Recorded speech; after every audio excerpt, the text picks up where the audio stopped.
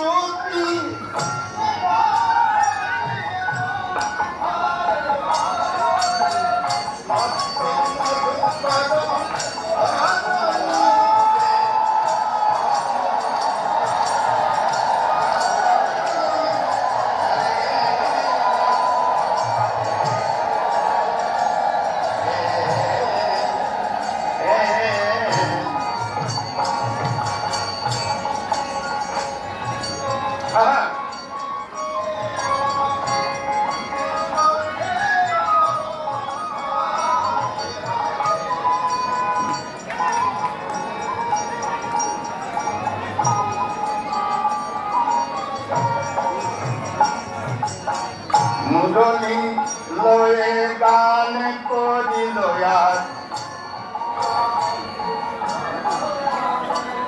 আজি মুরলী লয়ে গান করিল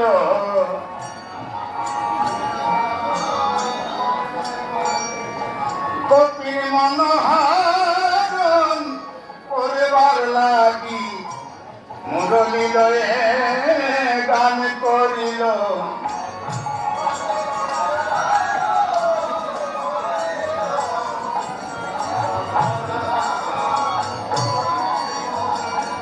কপির মনোহরণ করবার লাগি মুরলী লয়ে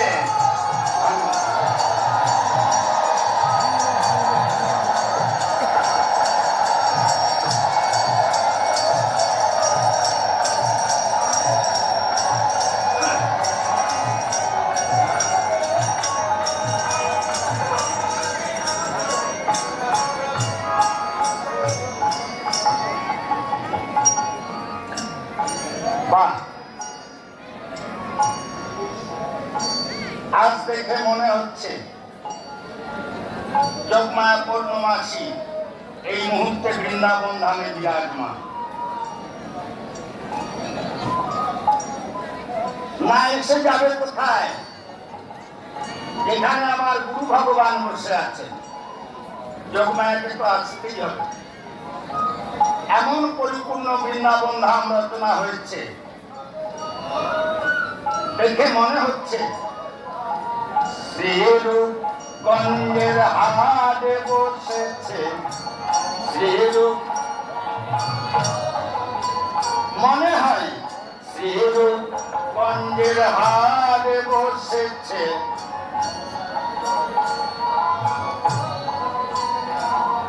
কত রসিক ময়রা দোকানে পেতেছে। শ্রীরূপগঞ্জের হাটে বসেছে।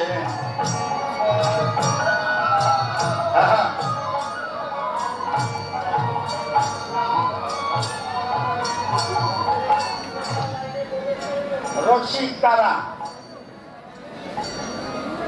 শ্রীরূপগঞ্জের হাট কৃষ্ণানন্দের বাজারে না। যুবক একজন যাচ্ছে বাজারে, এক জমিদার দেখে ডাক দিল যুবককে, দাঁড়াও, কোথায় যাও? যুবক বলে বাজারে যাই। বা বাজারে যাচ্ছ তিলক মালা চন্দন করে, কারণ কি? জমিদার বলছে এইভাবে তো কোনোদিন আমরা বাজারে যাইনি।